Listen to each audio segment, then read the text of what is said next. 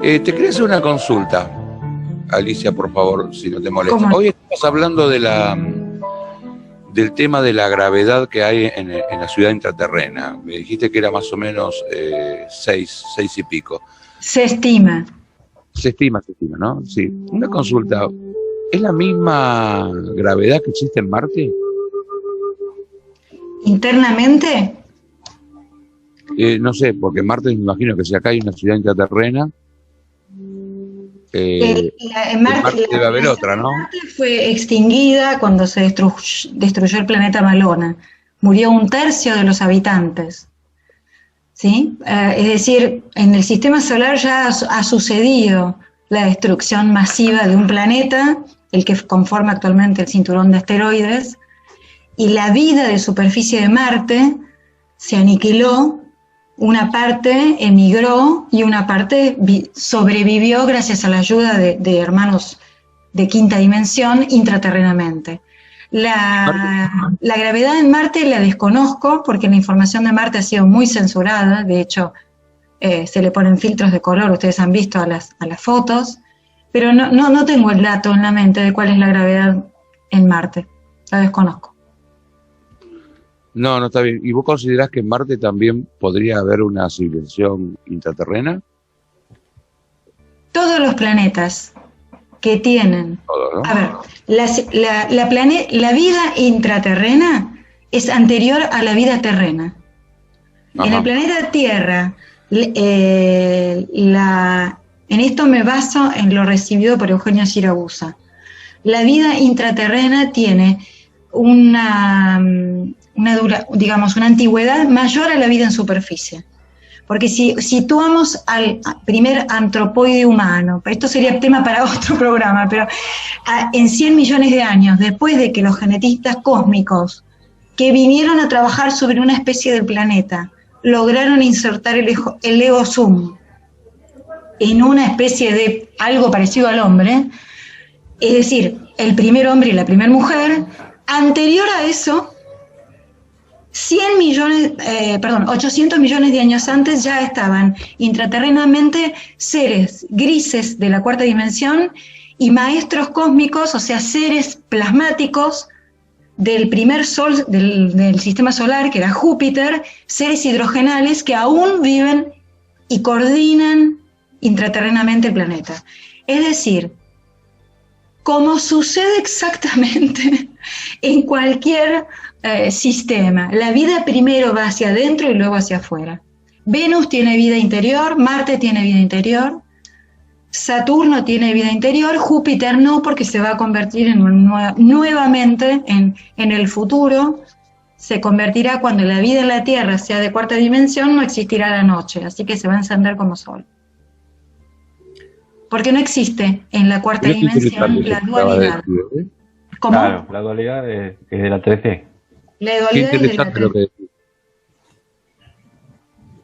Bueno, sí, podemos un día charlar de eso cuando tengan ganas. Es como largo el tema, pero digamos, producto de la destrucción. Bueno, ahora vamos a volver a comentar. ¿Por qué se corta esta intencionalidad de ir a la Antártida? ¿Y por qué sucede un hecho que parece increíble en la historia de la humanidad? Que yo les dije que les iba a contar lo que me había dicho Giorgio Giovanni. Vamos a ver la diapositiva de High Jump, para ponerlos en tema, que es la 10. Bueno, la operación, entonces, norteamericana, una vez terminada la Segunda Guerra Mundial, con el planeta destruido, las economías en quiebra, organizar un comando militar de 5.000 hombres con millones de dólares para ir a la Antártida, era impensable, porque veníamos de la mayor hecatombe con millones de muertos en la Segunda Guerra Mundial. Ahí estoy colocando justamente en la imagen que les estoy compartiendo un sello postal que se imprimió en Estados Unidos como en conmemoración, digamos, de la operación High Jump, inclusive el logo que tiene el pingüinito, porque hay gente que dice que es mentira, que no fue. No, sí. No. Bueno, entonces, Bueno, yo considero que hay gente tal vez que no está malintencionada, sino que simplemente ha leído otras versiones, ¿sí? Y mira esta realidad desde otra óptica. Pero ¿qué pasa? A ellos les llega la información de que Dönitz había dicho esto, de que los nazis habían ido a todas partes del planeta, y lo que me comentaba Oscar, los submarinos, que una vez que se declara la rendición de Alemania por el comandante Dönitz, cuando supuestamente Hitler se suicida en el búnker, porque no se suicidó, la Alemania nazi queda en manos del almirante Dönitz, quien acepta la rendición de Alemania, declara la rendición de Alemania y le pide a todos los submarinos que estaban dando vuelta por los mares del planeta que se rindan en el puerto más cercano. Por lo tanto, a la semana deberían haber aparecido todos los submarinos alemanes. ¿Qué pasó? Ya sabemos la historia. Meses después, en julio del 45, cuando solamente se estaba combatiendo en el Pacífico, aparecen primero uno y después otro submarino alemán que se rinden en las aguas del mar Argentino, en Mar del Plata. Al planeta entero se le pararon los pelos y dijeron, ¿de dónde viene esta gente? Eran muchachos jóvenes, sin bitácora de viaje, sin provisiones, solamente con cigarrillos, con la mitad de las plazas ocupadas, es decir, con la mitad de los navegantes, y empezaron a sospechar de que parte de los nazis se habían ido a la Antártida. El almirante Dönitz no es juzgado en Nuremberg, se supone que formó parte del canje de información junto con el tema armamento nuclear, que también es tema para otro programa. La cuestión es que es claro que la operación High Jump, repito, con el comandante Cruzen como jefe de operaciones a la cabeza, y poniendo la carita de Richard Byrd, a quien sacaron de su retiro 12 años después, para ponerlo ahí adelante con un marketing de operación científica, van a la Antártida, se cree que llegaron el 30 de diciembre del año 46, tenían provisiones para 8 meses, y en marzo, los primeros días de marzo del 47, regresan, según Felipe Botalla y algunos periodistas, con 1.500 muertos. Hay un video que yo invito a ver al público, que se puede ver en YouTube, que se llama The Secret Land, la Tierra Secreta, que es un video editado por la Armada Norteamericana, video real de la operación High Jump. Si ustedes lo miran entero y tienen la paciencia de verlo, el video está cortado, y entre medio del que llegan y el final del video aparecen aviones estrellados y los norteamericanos subiendo cadáveres al portaaviones. Los rostros de los tripulantes eran menos alegres, cualquier cosa, rostros realmente, yo diría que para guerreros y militares eran rostros desenfocados, desencajados, y termina el video con una musiquita, más allá de lo que publicaron los rusos.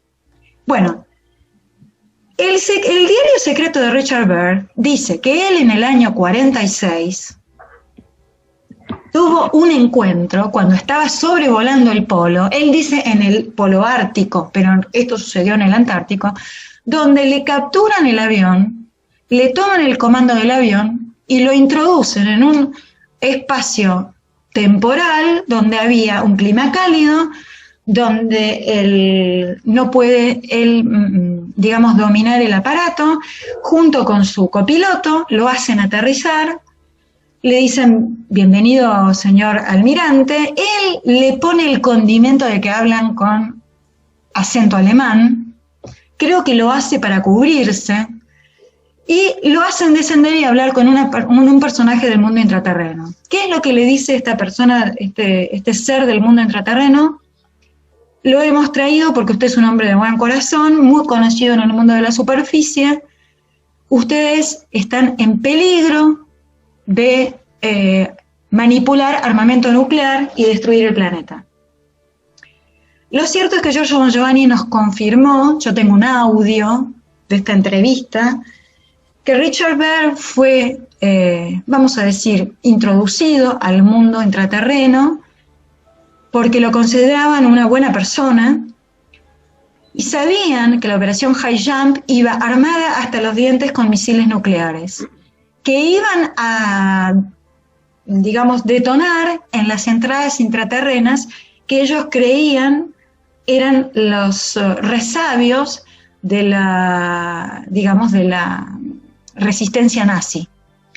A pesar de las advertencias de los seres que le dijeron que si ellos hacían esto, no solamente por el eco vibracional iba a entrar el eje magnético, el eje de rotación y el eje magnético terrestre en una oscilación desenfrenada, lo cual iba a provocar una deriva de continentes, y obviamente imagínense el descalabro, ¿no?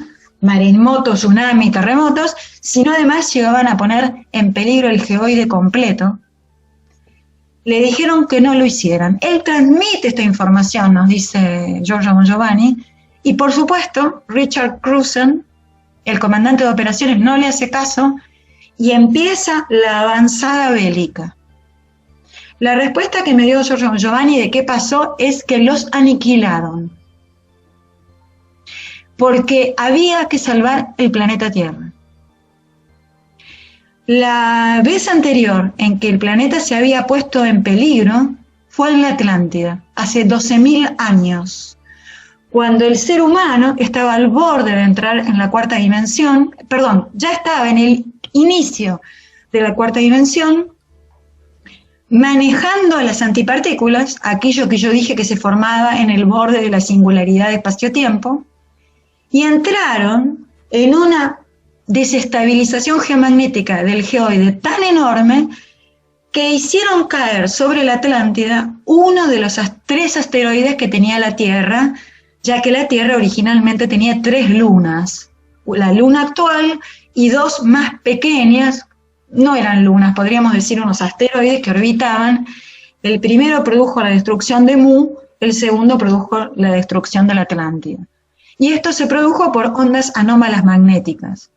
Entonces, esta vez no se le permitió al hombre destruir el planeta. Cuando Richard Byrd regresa a Estados Unidos, ve lo que sucede con Forrestal. Es llamado a declarar, es recluido en su casa.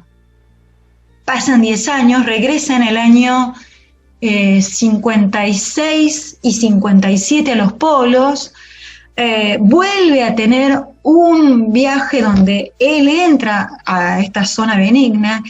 El problema es que el comandante de radio atestigua a favor de Richard Byrd, diciendo que Richard Byrd había volado 3.700 kilómetros más allá del Polo Sur. 3.700 kilómetros de llegar a Sudáfrica, o sea, es imposible.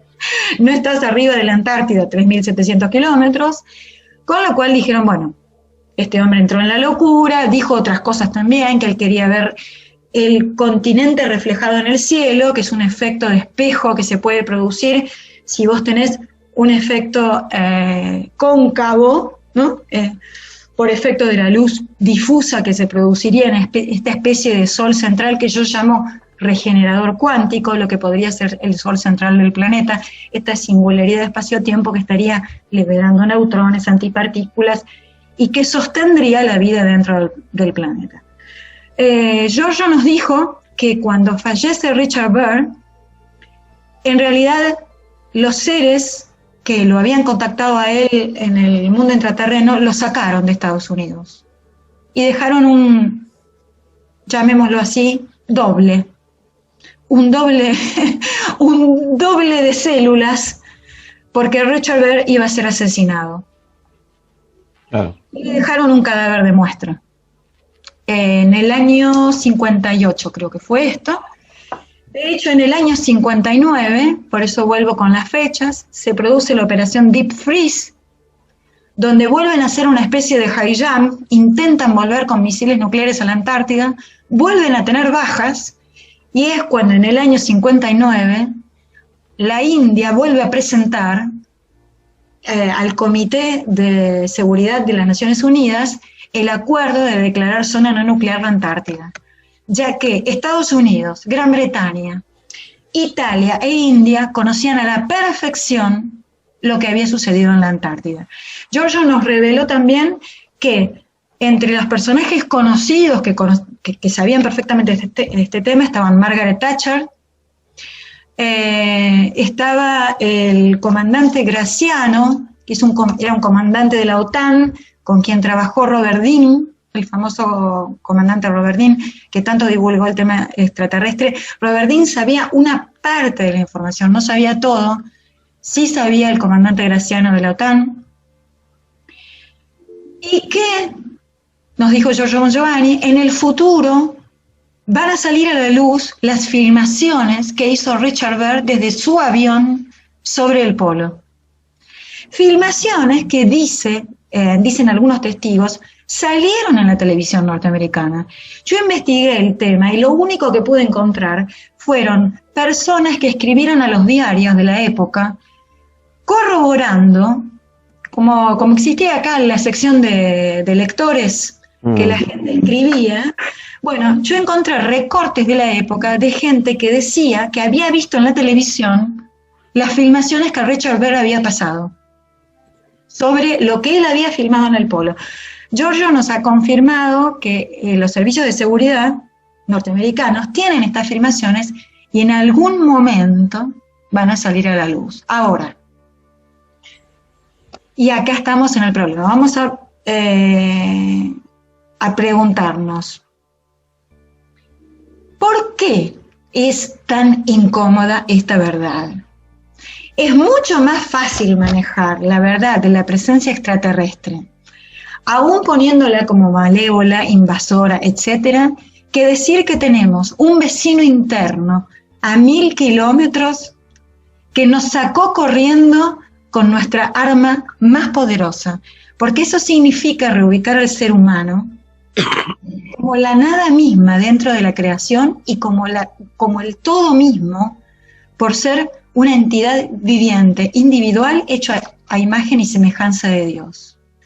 Entonces, minimiza el poder de la élite mundial, una operación de semejante escala, y coloca el rol individual de la humanidad en una escala sin precedentes. Porque ¿qué pasaría si ahora sale Trump o el Papa a decir: la Tierra y los planetas están también habitados por seres que tutelan nuestra locura nuclear en el mundo? Es por eso que yo les dije que para mí estaban conectados la Segunda Guerra Mundial con el inicio de la era atómica, año 45, la operación High Jump en 46-47, finales del 46, marzo del 47, y la oleada OVNI, que si bien estos habitantes del espacio son datados desde la Biblia, podemos decir que la era moderna empieza con el caso de Kenneth Arnold en el 47. Y ha sido una constante en casi todos los contactados, hay excepciones, pero en casi todos los contactados, la preocupación enorme que tienen estas civilizaciones que tutelan el planeta en cuanto a la locura de nuestra destrucción masiva. Hemos detonado más de 2.500 bombas atómicas después de la Segunda Guerra Mundial. Sin contar los accidentes nucleares de las centrales nucleares. Hemos liberado millones de partículas, de nanopartículas radioactivas al ecosistema. Y nos preguntamos, ¿por qué sucede esta pandemia? Que al planeta fue lo mejor que le pasó, porque el planeta se está decontaminando. Bueno, para terminar y contestar la pregunta original que me había hecho Cristian, creo, voy a mostrar la última diapositiva, que se refiere a Ettore Majorana, un tema que yo no traté demasiado en las conferencias, pero se los comparto a ustedes. En Europa y en Italia, el caso de Ettore Majorana es famoso, acá no es tan conocido. En el mundo de la ciencia o de los científicos sí es muy conocido, porque Ettore Majorana era un científico considerado el genio del siglo XX. Era un joven que era discípulo de Enrico Fermi. Recordemos que Enrico Fermi gana el premio Nobel en 1942 y fue padre de la bomba nuclear, con Oppenheimer, con Von Braun. Enrico Fermi lo califica, escuchen por favor esto, a Majorana. Él dice que había 3 clases de científicos. Los científicos mediocres, estaríamos nosotros, o sea, nosotros estaremos dentro de los locos, creo. Los mediocres, aquellos que hacen una gran contribución a la humanidad, y la primera categoría estaban los genios, como Galileo o Newton. Y Fermi dice, Majorana está dentro de esa categoría. ¿Qué pasó? Ettore Majorana desapareció. Desaparece de la luz pública. Él, a los 28 años, su genialidad era tan enorme que le entregan, sin concurso, la cátedra de física teórica de la Universidad de Nápoles. Él describe los famosos neutrinos de Majorana, cosa que hoy la ciencia se está preguntando si los neutrinos de la Antártida eran los descriptos por Majorana, porque él describe un tipo de neutrinos que su partícula y su antipartícula es la misma, los famosos neutrinos de Majorana, cuando se estaba discutiendo siquiera si existían los neutrinos, y Majorana, en contacto con Fermi, encuentra, era el alumno predilecto de Vía Panispermia, la Vía Panispermia era la calle donde se juntaba este grupo de científicos que colaboraba con Fermi. Fermi le muestran los cuadernos de él, de sus investigaciones acerca de las bombas nucleares. Y se cree que Majorana, dándose cuenta de la locura científica a la que iba la humanidad, no quiso colaborar. Escribe 2 cartas que deja en un hotel, toma 10.000 euros, 10.000 dólares, no sé lo que eran, o 10.000 liras en ese momento, sí. Y el pasaporte, se sube a un barquito que iba de Palermo a Nápoles. La cuestión es que nunca llegó a Nápoles. Según algunos marinos del barco, una nave, una ovni diríamos nosotros, una nave extraterrestre, una bola de luz, se paró en la cubierta del barco, le tiró un rayo de luz y lo abdujo. ¿Por qué le damos crédito a esta versión? Porque Eugenio Siragusa tuvo contacto con Ettore Majorana después de su desaparición física. Y Ettore Majorana, no solo que se le apareció a Eugenio Siragusa, sino a muchas personas que dieron testimonio, entre ellos Rolando Pelizza, un científico italiano, ustedes los invito a buscar esta información, un científico italiano que construyó un aparato en base a las directivas que le dio Ettore Majorana. Ettore Majorana le trajo a Eugenio Siragusa una foto del satélite Io de Júpiter, cuando ni siquiera las sondas espaciales habían llegado a Júpiter, y le dijo que él estaba preparando con otros científicos evacuados de la Tierra, que estaban en el mundo intraterreno, refugios por si la humanidad llegaba al borde de poner incontaminado, digamos, inhabitable el hábitat humano.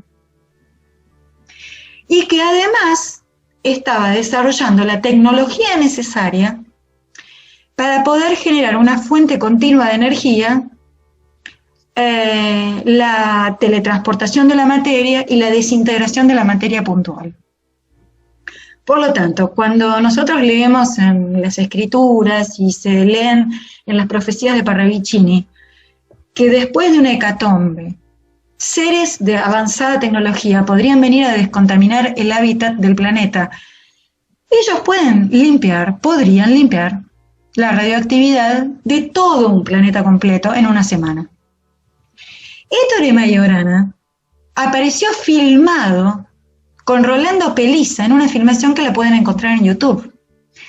En Italia, obviamente la gente dijo, bueno, esto debe ser mentira, esto es un doble. Hay estudios, repito, invito a que los chequeen, de personas que han hecho, digamos, reconocimiento facial de las mediciones del rostro, bueno, unos expertos que lo que hacen es todo un estudio fisonómico para ver si eso es un doble, un muñeco, Inclusive Ettore Majorana le mandó a este señor Rolando Pelizza, imagínense que este hombre, ustedes me dirán, bueno, pero este hombre, Rolando Pelizza, debe estar secuestrado. Rolando Pelizza tenía a la CIA y a miembros de la OTAN al lado de él. Pero a pesar de que fue amenazado y su familia fue amenazada, él destruyó la máquina que Majorana le dio.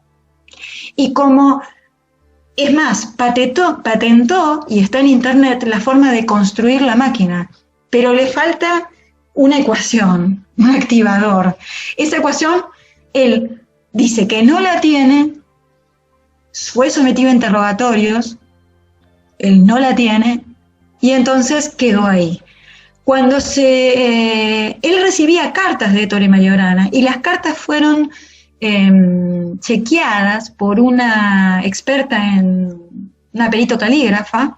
Yo escuché los testimonios en italiano, entiendo bastante bien el italiano, y la verdad que la perito, que era absolutamente incrédula y escéptica de este caso, no podía creer que estas cartas, que la última que se recibió fue en el año 2018, fueran escritas por una personalidad que copiara, por lo menos, vamos a decirlo así, al 100% la calidad de puño y letra de Ettore Majorana.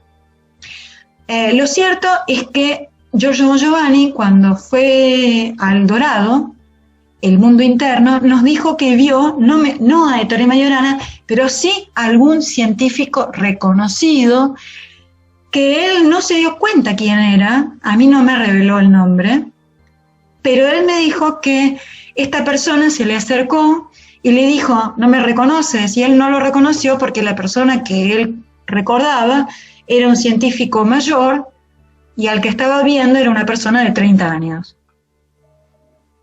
Es decir, hay muchas personas que han tenido, y no los juzgo por sus relatos, sino por la coherencia de sus actos, ¿sí? Les recuerdo yo que Giorgio Giovanni, además de ser un estigmatizado, es un hombre que lucha contra la mafia, que tiene un sitio web que se llama Antimafia 2000 y que revela casos de corrupción mundial. Es decir, es una persona coherente que está en contra del sistema y del empoderamiento y el abuso y la manipulación de la humanidad.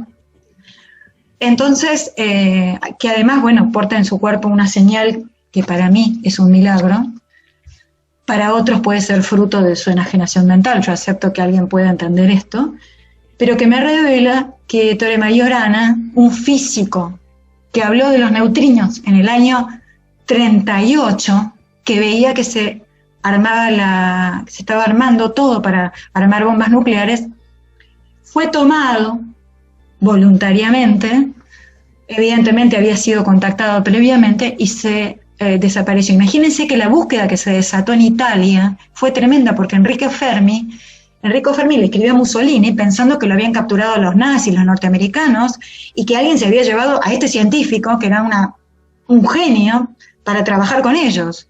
Es decir, que se realizó una búsqueda. De hecho, cuando alguien muere en el mar, pasa un tiempo, el cadáver es llevado a la costa, y generalmente aparecen restos. Bueno, la cuestión es que Ettore Majorana, la imagen que estábamos viendo, es uno de los científicos que le mandaba mensajes también a Eugenio Siragusa con el apodo de O'Hara. Entonces, ahora sí, para terminar, yo quisiera hacer esta correlación. Me voy a sacar los anteojos. ¿Cuál es el impacto en la conciencia de la humanidad que tendría que traernos como resultado todo lo que hablamos hoy? Bueno, para mí hay algo que me resulta muy, muy evidente, como los niños, ¿no? Cuando hay piezas que encajan. Si nosotros miramos de lejos el campo electromagnético de una galaxia, es un toroide. El de un agujero negro es un toroide. El de la Tierra es un toroide. Pero hay algo más que es un toroide, que tiene un espacio vacío en el centro. Ese vacío cuántico autosostenido del cual hablaba Penrose. Y es el corazón humano. El corazón humano tiene un campo magnético toroidal, que ya ha sido medido por el Instituto Harvard, que es 5.000 veces superior al del cerebro. Cuando yo le pregunté a Giorgio Giovanni cómo calificaría él a Dios si lo tuviera que definir, ¿saben lo que me contestó? Me dijo, Dios es espacio vacío inteligente. La misma definición que un físico cuántico me hablaría sobre la curvatura espacio-tiempo. ¿Qué nos dijo hace 2000 años el que para mí fue el Dios, es Dios, encarnado en la tierra, Jesucristo? Para mí, el avatar de los avatares. ¿Sí? Esto es una percepción personal y una creencia personal. Dijo, el reino de los cielos está dentro de vosotros. Yo siempre me pregunté, ¿qué quiso decir con esa frase? ¿Era poética? Qué lindo, ¿es una frase poética? ¿O estaba expresando una realidad científica, esotérica, mística? Un poder que hay en el ser humano, más allá de una metáfora poética. Cuando empiezo a encajar todas las piezas, me doy cuenta que la iconografía cristiana, cuando pinta a Jesús con el corazón, o a los santos con el corazón, en realidad está mostrando el campo magnético toroidal de un ser humano. Ese espacio de vacío cuántico donde nosotros somos a imagen y semejanza, donde el ser humano tiene el poder de crear. Porque si algo nos explicaron los seres de cuarta y quinta dimensión, y es por esto que la Atlántida se puso en peligro, es porque en el momento en el cual nosotros hagamos el salto cuántico, que tantas veces se habla del salto cuántico, es decir, elevemos nuestra frecuencia vibracional en este planeta, nosotros vamos a materializar nuestros pensamientos. Pero resulta que si yo materializo mi pensamiento y odio a mi vecino, lo mato. Porque para poder materializar mis pensamientos, yo tengo que ser impecable. Si yo llego a manejar la tecnología tal que aquello que yo produzco en el horizonte de sucesos del campo magnético de mi corazón y lo emito como un rayo de luz por mi tercer ojo y lo llevo a concretizar en la materia, es decir, aquello que hacían los atlantes, manejaban la energía psiquizada. Por lo tanto, nos convertimos en peligrosos, es decir, en seres de cuarta dimensión. Tenemos que tener entonces un carnet que diga que amamos. No vamos a alcanzar el salto tecnológico como humanidad. No vamos a desarrollar la antimateria ni la teletransportación.